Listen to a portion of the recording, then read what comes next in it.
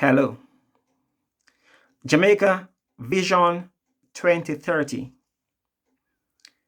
Make Jamaica the place of choice to live, work, raise families, and do business. But what will the Jamaican economy be in 2030?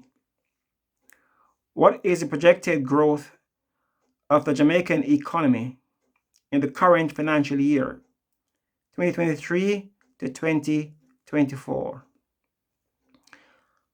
Some projections are that it's going to be 1 to 2%. No, that's not good enough.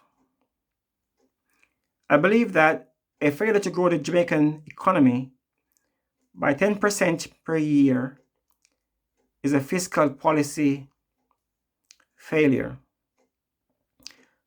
Let us discuss how the Jamaican economy can start growing by 10% per year for the next 10 years and beyond.